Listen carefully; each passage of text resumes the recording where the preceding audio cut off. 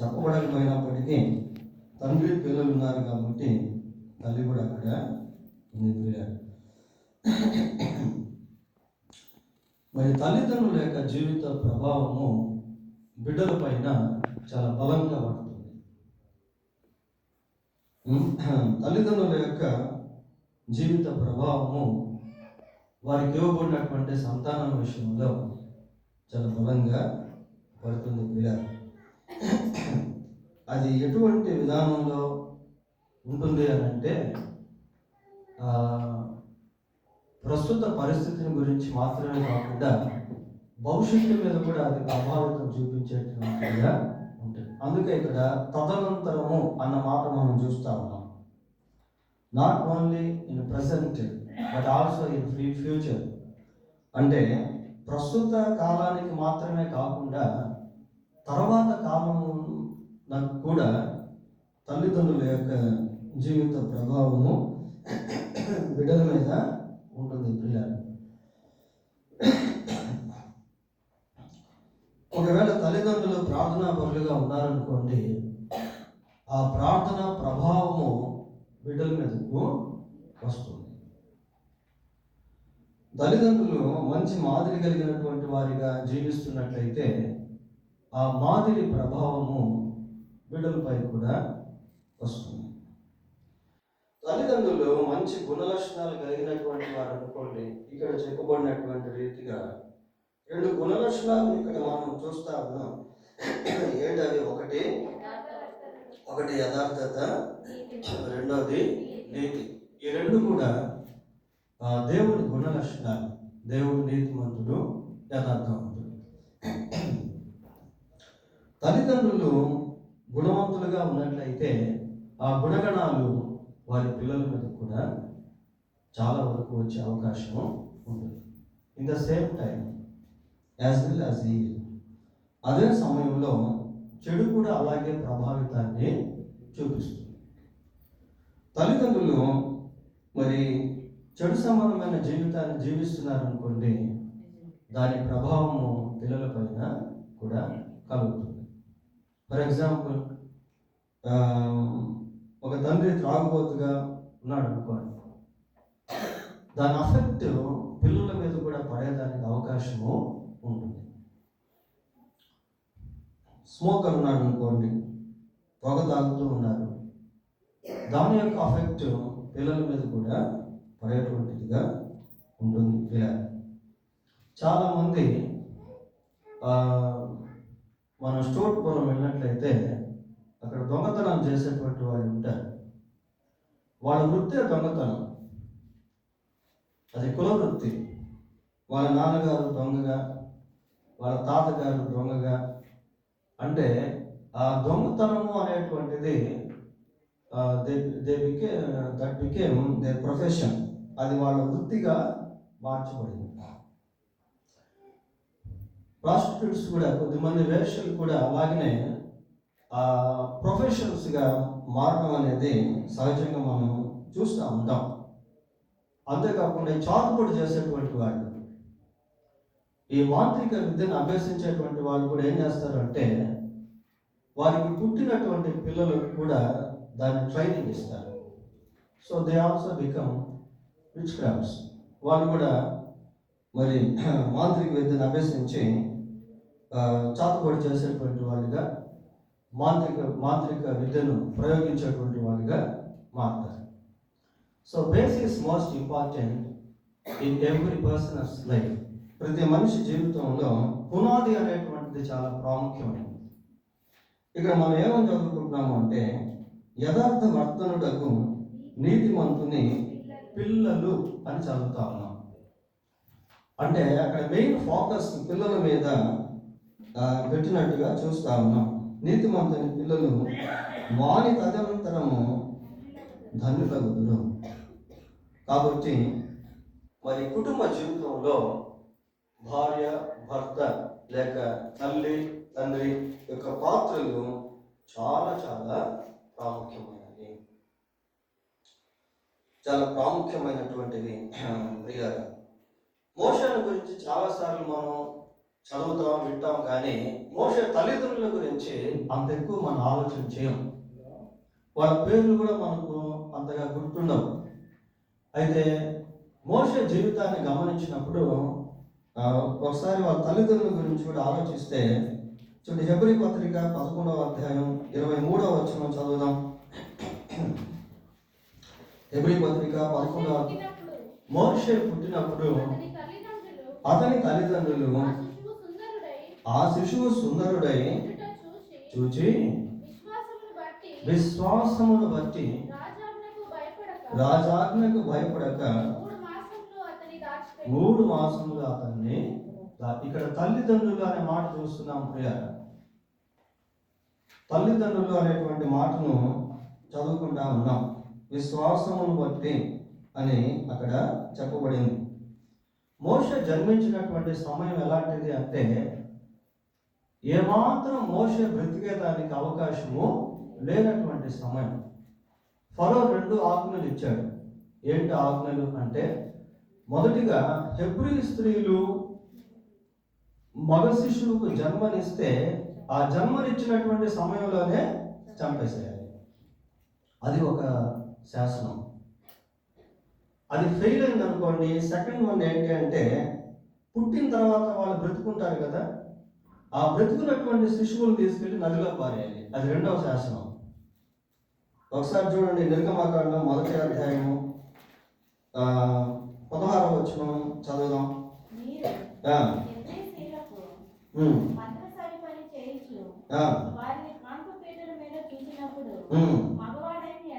మగవాడైన ఎడల వారిని చంపుడు.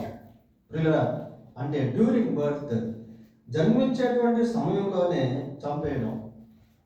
ఒకవేళ జన్మించిన తర్వాత కొంచెం తప్పించుకున్నారనుకోండి, పుట్టిన తర్వాత కొంచెం బ్రతుకున్నారనుకోండి, తర్వాత అయినా వాళ్ళని తీసుకెళ్ళి నదిలో పాడి. 22వ వచనం చదవండి.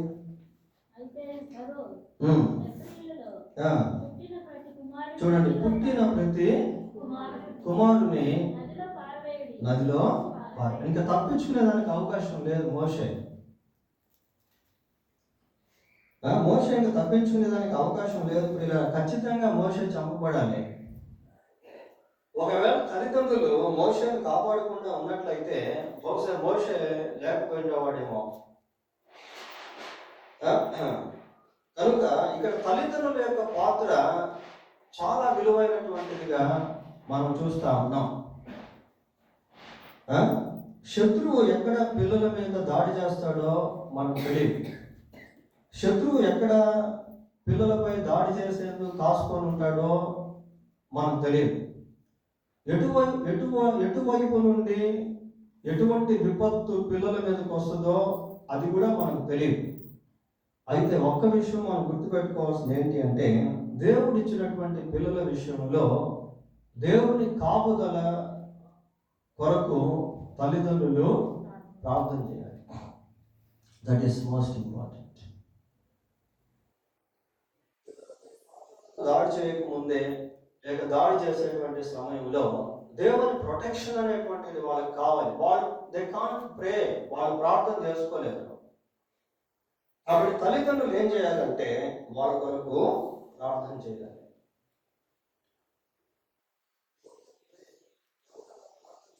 అంటే దేవుని యందు భయభక్తులు కలిగినటువంటి తల్లిదండ్రులు అటువంటి వారి కొరకు ప్రార్థన చేస్తారు. We need to pray for our children so that enemy doesn't touch them. వారిని సైతానుడు లేక శత్రువు తాకకుండానట్లు తల్లిదండ్రులుగా ప్రార్థన చేయడంలో అవసరం. తర్వాత బైబిల్లో సంసోను గురించి మనం చదువుతాం. అసలు ప్రపంచంలో బలశాలి ఎవరు అంటే సంసోను ఒక్కడే పిల్లలు. సంసోను కన్నా బలాఢ్యుడు లోకంలో ఎవరు కూడా లేరు. పిల్లలు పాడతారు కదా, సంసోను అంటే ఎవరు రా, భలే భలే వీరుడు.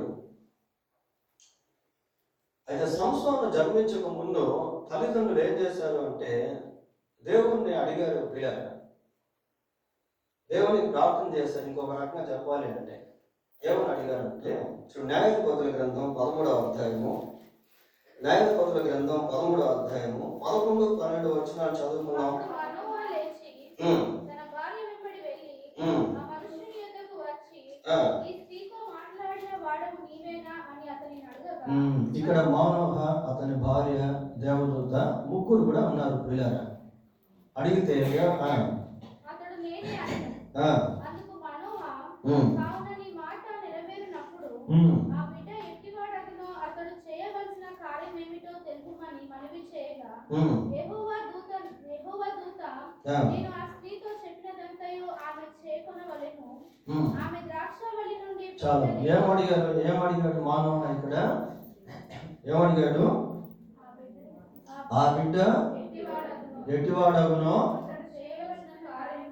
అతడు చేయవలసిన కార్యము ఏమిటో తెలుపుమని మనవి చేయగా, యెహోవా దూత నేను ఆ స్త్రీతో చెప్పినదంతయు ఆమె చేకొనవలెను.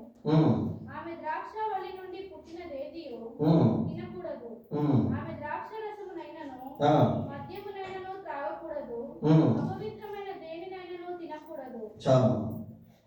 ఇక్కడ బిడ్డ జన్మించక ముందే ఆ బిడ్డ పట్ల లేక ఆ బిడ్డ విషయంలో వాడు ఏం చేయాలి అనేటువంటి దాని గురించి తల్లిదండ్రులు దేవదూతతో అడుగుతా ఉన్నారు, దేవదూతతో మాట్లాడుతూ ఉన్నారు.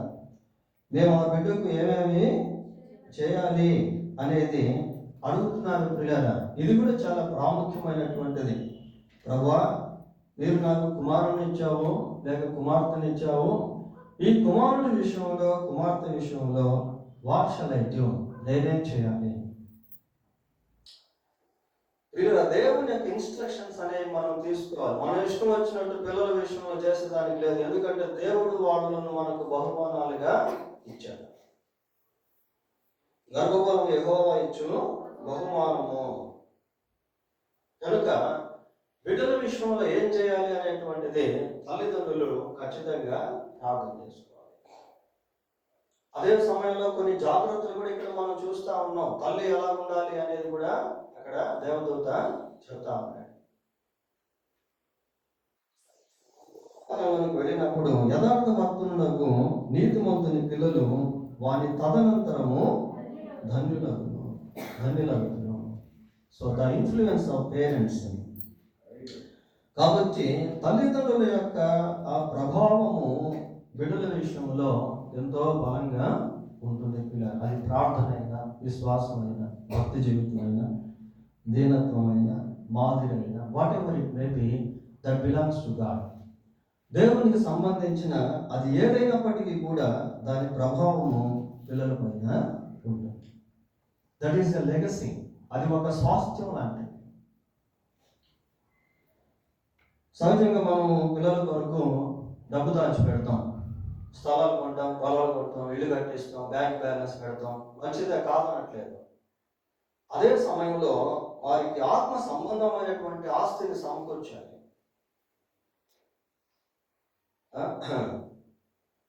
తిమోతికి రాసిన 2వ పత్రిక 1వ అధ్యాయము, తిమోతికి రాసిన 2వ పత్రిక 1వ అధ్యాయము 3వ వచనం ఒకసారి చదవండి.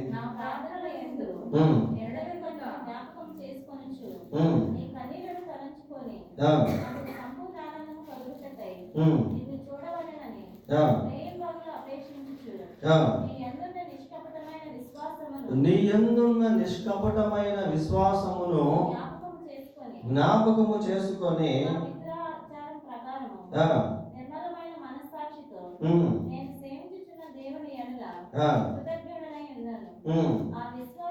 ఆ విశ్వాసము, ఏ విశ్వాసము? ఇందాక మనం చదువుకున్నాం కదా, ఏదమ్మా? నిష్కపటమైన విశ్వాసము. అంటే ఆ విశ్వాసము మొదట నీ అవ్వ అయిన లోయలోను, నీ తల్లి అయిన యూనేకేలోను వసించెను. అది నీ యందు సహా 3 తరాలు మనం ఇక్కడ చూస్తా ఉన్నాం పిల్లరా. మొదటిది తిమోతి యొక్క అవ్వ.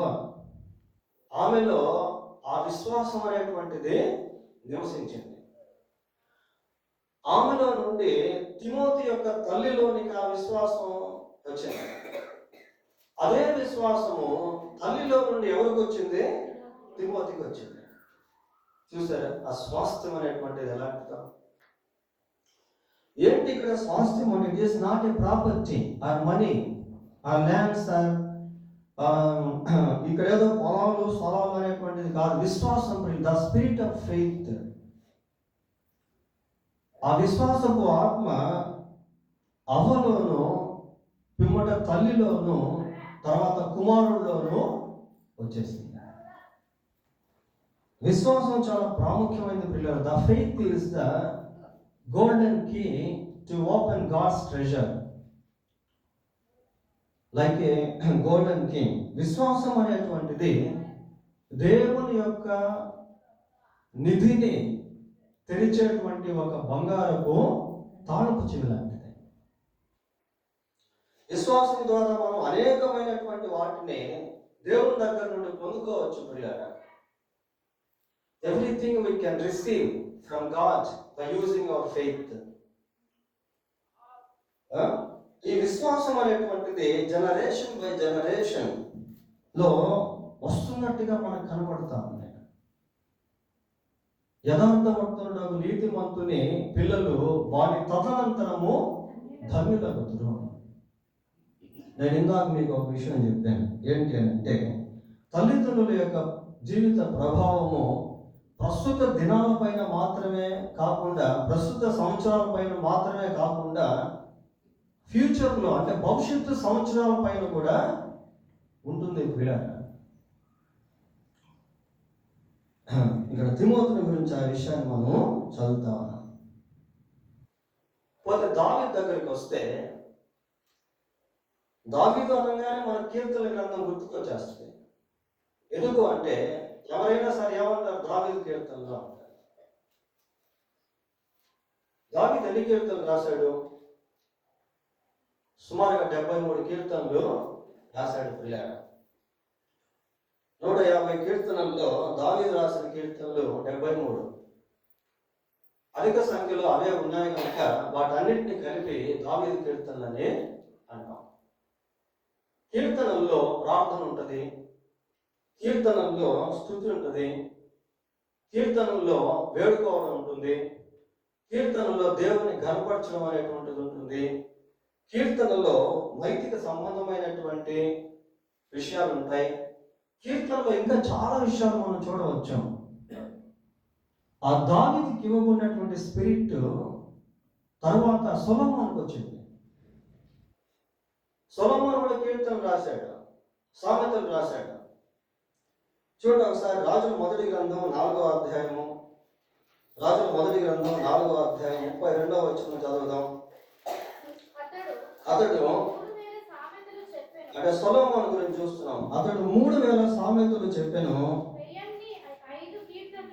1005 కీర్తనలు రచించెను. సొలొమోను రాసినటువంటి పుస్తకాలను బైబిల్లో మనం చూస్తాం ప్రియులారా. ఎన్ని పుస్తకాలు రాశాడు సొలొమోను? 3 పుస్తకాలు రాశాడు. ఒకటి సామెతల గ్రంథం, రెండవది పరమగీతం, ప్రసంగి గ్రంథం. సామెతల గ్రంథం, ప్రసంగి గ్రంథం, పరమగీతం, ఈ 3 పుస్తకాలు సొలొమోను రాశాడు. The spirit of worship. దేవుని స్తుతించేటువంటి ఆత్మ దావీదు మీద మాత్రమే కాకుండా సొలొమోను మీద కూడా వచ్చేసింది. The skill of the spirit, ఆ నైపుణ్యత, దైవిక సంబంధమైనటువంటి నైపుణ్యత, దైవిక సంబంధమైనటువంటి గుణలక్షణాలు, ఇవి మన తర్వాత తరం వారికి కూడా రావాలి. మ్యూజిషియన్ అయితే కుమారుడు మ్యూజిషియన్ అవడం చూస్తాం. జనరల్గా మనం ఎన్ని కూడా దినకరన్ గారు సేవకుడు, దినకర్ గారి కుమారుడు పాల్ దినకరన్, ఆయనమేడు సేవకుడు.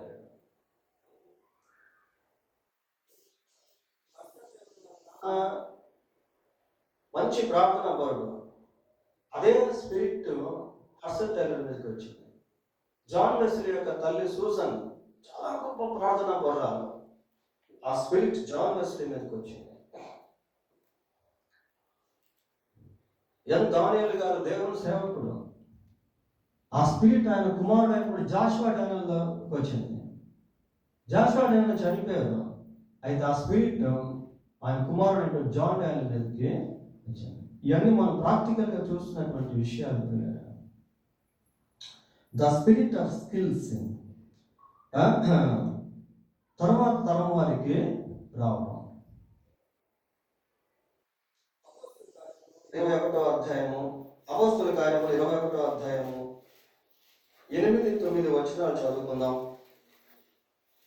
మరునాడు మేము బయలుదేరి కైసరయకు వచ్చి ఏడుగురిలో ఒకడును సువార్తికుడునైన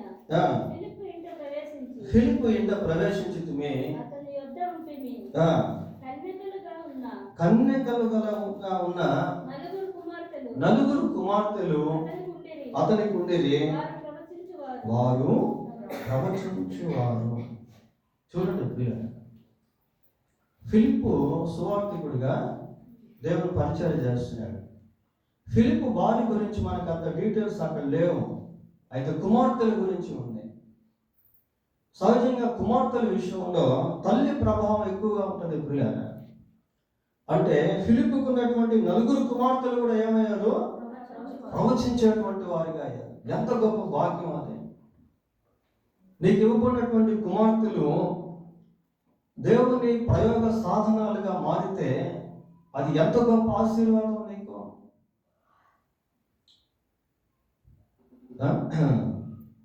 నలుగురు కుమార్తెలు ఉన్నారు. నలుగురు కుమార్తెలు కూడా ప్రవచించేటువంటి వారే.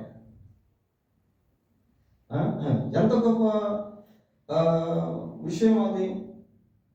The spirit of revival at home. అసలు ఆ ఇంట్లో ఎలా ఉంటుందంటే, వాళ్ళ ఇంట్లో ప్రవచిస్తున్నారు అనుకోండి నలుగురు కుమార్తెలు, it looks like a haven. అది ఒక పరలోకం లాంటిది. ఇప్పుడు పిల్లలు దేవుని స్తుతిస్తూ ఉంటే, దేవుని పాటలు పాడుతూ ఉంటే ఆ ఇల్లు ఎలా ఉంటుందంటే it looks like a haven. అదొక పరలోకం లాగా ఉంటుంది. పిల్లలు చాలా ప్రాముఖ్యమైన వాళ్ళు ప్రియులారా. వాళ్ళు ఒలివ మొక్కలతో పోల్చబడ్డారు.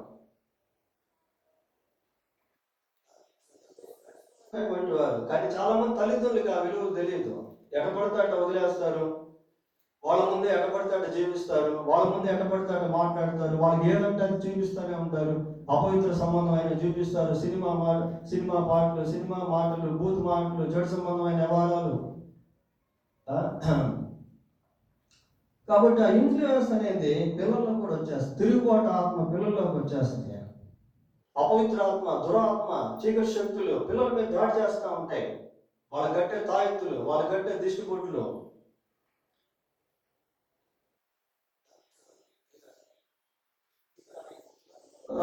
నలుగురు కుమార్తెలు ఉన్నారు.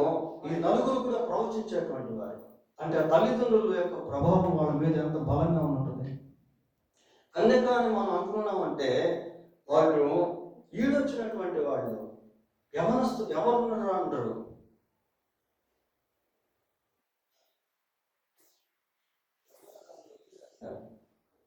ఇలా అనేక విషయాలు బైబిల్లో మనకు కనపడతాయి. యథార్థవంతుడగు నీతిమంతుని పిల్లలు వారి తదనంతరము ధన్యులవుతారు. Blessing transformation. ఆశీర్వాదము కూడా ట్రాన్స్ఫర్ అవుతుంది పిల్లరా. అంటే తల్లిదండ్రులకు దేవుడు ఏ విధమైతే బ్లెస్సింగ్ ఇస్తాడో ఆ బ్లెస్సింగ్ పిల్లల మీద కూడా వస్తూ ఉంటుంది. 1000 తరముల వరకు దేవుడు దీవిస్తాను అని నిర్గమకాండం 20వ అధ్యాయంలో మనం చూస్తాం పిల్లరా. ఒక చిన్న ఎగ్జాంపుల్ చూద్దాం బైబిల్లో. ఆదికాండం 25వ అధ్యాయము 11వ వచనం ఒకసారి చదవండి. అబ్రహాము మృతి పొందిన తరువాత దేవుడు అతని కుమారుడకు ఇస్సాకును ఆశీర్వదించెను. అబ్రహాం పుట్టాడు, ఇంకా చనిపోయాడు, కానీ ఆశీర్వాదం మాత్రం బ్రతికే ఉంది. అదే దేవుడు అబ్రహామును ఆశీర్వదించాడు. అదే దేవుడు ఇప్పుడు ఇస్సాకును కూడా ఆశీర్వదిస్తున్నాడు. ఎంత గొప్ప ఆశీర్వాదం అది! Why? Because Abraham obeyed God. ఎందుకు అంటే అబ్రహాం దేవునికి లోపడ్డాడు. అబ్రహామును దేవుడు పిలిచినప్పుడు అన్నాడు, నేను నీకు చూపించే దేశానికి నువ్వు వెళ్ళు, సమస్తాన్ని వదిలిపెట్టు, బంధువుల్ని స్నేహితుల్ని వదిలి నేను నీకు చూపించేటువంటి ప్రాంతానికి నేను నిన్ను ఆశీర్వదిస్తాను. నిన్ను ఆశీర్వదించిన వారు ఆశీర్వదించబడతారు. You will become a blessing. I will bless you. You will become a blessing. నేను నిన్ను ఆశీర్వదిస్తాను, నీవు ఆశీర్వాదకరంగా ఉంటావు. దేవుడు అబ్రహామును ఆశీర్వదించాడు. అబ్రహాం చనిపోయాడు. అయితే దేవుడు మళ్ళీ ఇస్సాకును ఆశీర్వదిస్తున్నాడు. ఆశీర్వాదానికి మరణం లేదు పిల్లలు. ఎందుకు అంటే ఆశీర్వదించే దేవునికి మరణం అనేది లేదు. కాబట్టి పిల్లలకి ఇవ్వగలిగినటువంటి స్వాస్థ్యాలు ఇవే. ఇంకా బైబిల్లో మనం గమనించినప్పుడు చూడ ఒకసారి మత్తయి సువార్త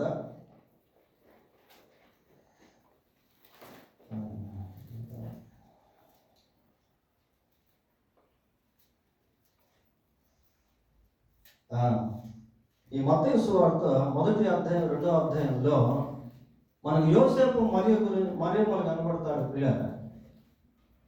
మనం ఈ క్రిస్మస్ దినాల్లో యోసేపుని గురించి మరియమ్మల గురించి అనేక విషయాలు జ్ఞాపకం చేసుకుంటూ వచ్చాం.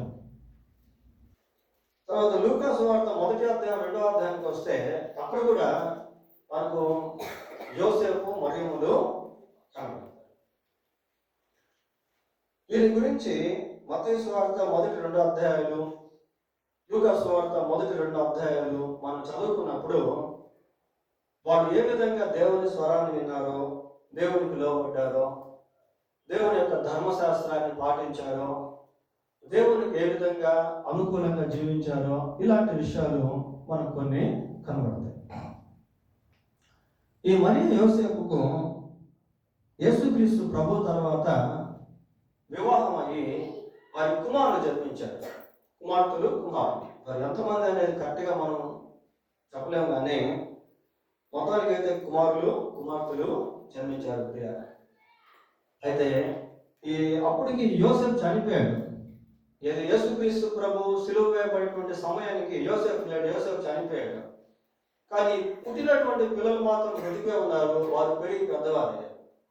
వారి ప్రారంభ స్థితి ఎలా ఉంటుంది అంటే మనం బైబిల్లో చూస్తాం. యోహాను సువార్తలో యేసు ప్రభువును కూడా వాళ్ళు రిజెక్ట్ చేశారు. యేసు ప్రభు సిలువలో చనిపోతున్న సమయంలో ఈ యోసేపు మరియమ్మకు పుట్టినటువంటి సహోదరులు ఒక్కరు కూడా లేరు. అక్కడ బైబిల్లో ఒక్కరి గురించి కూడా మనకు రాయబడలేదు. అయితే ఆ తరువాత అదే సహోదరులు ప్రార్థనా పరులుగా మారారు. పిల్లలు చూడండి, అపోస్తలుల కార్యములు 1వ అధ్యాయం 14వ వచనం చదువుదాం. 1వ అధ్యాయం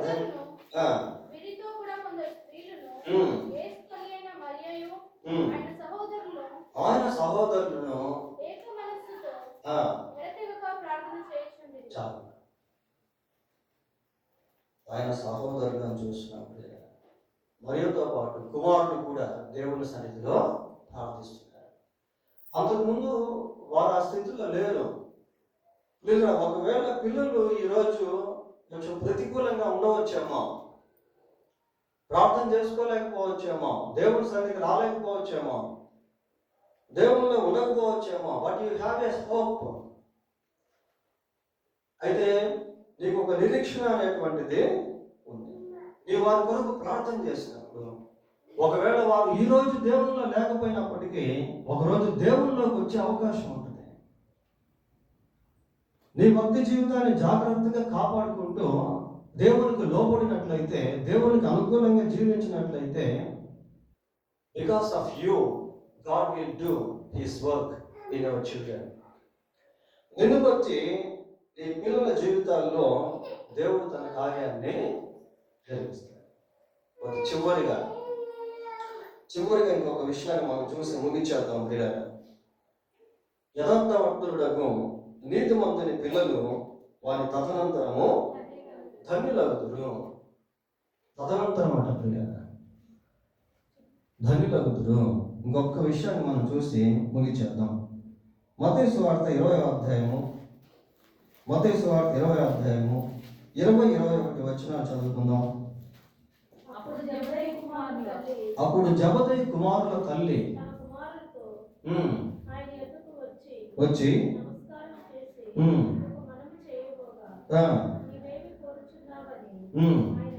అడిగాను. అందుకు ఆమె, నీ రాజ్యమందు ఈ నా ఇద్దరు కుమారులు, ఒకడు నీ కుడి వైపునను ఒకడు నీ ఎడమ వైపునను కూర్చుండ సెలవు. చాలు. ఇక్కడ సందర్భాన్ని మనం గమనించినప్పుడు జబదయి కుమారుల యొక్క తల్లి మరి యేసు ప్రభు దగ్గరికి వచ్చి దేని గురించి మాట్లాడుతుంది అంటే దేవుని రాజ్యముల గురించి మాట్లాడుతుంది. దేవుని రాజ్యంలో ఎవరి గురించి మాట్లాడుతుంది అంటే తనకున్న ఇద్దరు కుమారుల గురించి మాట్లాడతాం. ఆమె డిజైర్ చూడండి ఎలా ఉందా అంటే ఈ లోక సంబంధమైనటువంటి వాటిని గురించి ఆలోచన చేయట్లేదు, పరలోక సంబంధమైనటువంటి వాటిని గురించి ఆమె ఆలోచన చేస్తా ఉంది. ఇది అన్నిటికంటే ముఖ్యం ప్రియులారా. ఏంటి అని అంటే ద ఎంట్రన్స్ ఆఫ్ హెవెన్, పరలోక రాజ్య ప్రవేశము. ఇది చాలా ప్రాముఖ్యమైనది. తల్లిదండ్రులు బిడ్డల రక్షణ కొరకు ఖచ్చితంగా ప్రార్థన చేయాలి. వారు మారు మనసు పొంది దేవుణ్ణి విశ్వసించి పాపక్షమాపణ పొంది దేవుని యొక్క రాజ్యంలో ప్రవేశించే దాని కొరకు తల్లిదండ్రులు ఖచ్చితంగా బిడ్డల రక్షణ కొరకు ప్రార్థించాలి. వారు పరలోకంలో ప్రవేశించే దాని కొరకు దేవుని సన్నిధిలో పాదాలు పట్టుకోవాలి. యోబు ఎప్పుడు అదే చేసేవాడు. మరి పిల్లల కొరకు తల్లిదండ్రులు ఆ రీతిగా ప్రార్థిస్తున్నారా? పిల్లల మారు మనసు కొరకు, రక్షణ కొరకు, పరలోక రాజ్య ప్రవేశం కొరకు ప్రార్థిస్తున్నారా? అది ఖచ్చితంగా చేయాల్సినటువంటి పని ప్రియులారా. సామెతల్లో ఒక మాట మనం చూస్తాం, వాని ఆత్మ పాతాళమునకు పోకుండా. డిసిప్లైన్ గురించి మాట్లాడుతూ అంటాడు, వాని ఆత్మ పాతాళమునకు పోకుండా అంటాడు. కనుక మరి పరలోక రాజ్యమును గురించినటువంటి గ్రహింపు తల్లిదండ్రులు కలిగి ఉండాలి. ఆ గ్రహింపు వారి పిల్లలకు కూడా రావాలని కోరుకోవాలి. ఆ రీతిగా ప్రార్థన చేయాలి. ఎందుకు అంటే యేసుక్రీస్తు పిల్లలు, పెద్దలు అందరి కొరకు సిలువలో ప్రాణం పెట్టారు. రక్షణ అనేటువంటిది అందరికి కావాలి. అందరూ అంతటా మారు మనసు పొందాలి. ఇన్ఫాంట్స్ వేరే విషయం. శిశువులు ఉంటారు కదా, పుట్టినటువంటి శిశువులు, వాళ్ళ సంగతి వేరు. సటన్ ఏజ్, ఒక వయసుకు వచ్చినటువంటి వారు మారు మనసు పొందాలి. పిల్లలు, యవనస్తులు మారు మనసు పొందాలి. అందరి కోసం యేసుక్రీస్తు ప్రభు సిలువలో తన రక్తాన్ని చిందించాడు. అందరి పాప క్షమాపణ కొరకు యేసు ప్రభు సిలువలో ప్రాణము పెట్టాడు. అందరికి కూడా రక్షణ. కుటుంబ సమేతంగా మనం పరలోక రాజ్యంలో ప్రవేశించాలి. అది చాలా ప్రాముఖ్యం. కనుక యథార్థవర్తనకు నీతిమంతుని పిల్లలు వారి తదనంతరము ధన్యులు. కాబట్టి we must have future prayer for our generation by generation. మన తరం వెంబడి తరము రాబోయేటువంటి వారి కొరకు కూడా ప్రార్థన చేయాలి. పిల్లల కొరకు ప్రార్థన చేయాలి, వారి వివాహాల కొరకు ప్రార్థన చేయాలి, వారికి జన్మించే వారి కొరకు ప్రార్థన చేయాలి. ఈ రీతిగా ప్రార్థన అనేటువంటిది భవిష్యత్తు ప్రార్థన అంశంగా మనం పెట్టుకొని ప్రార్థన చేయడం కూడా చాలా దిగులు. సరే, ప్రార్థన చేసుకుందాం. దేవుడి తన వాక్యం దీవించిన గాక. ప్రార్థన చేసుకుందాం.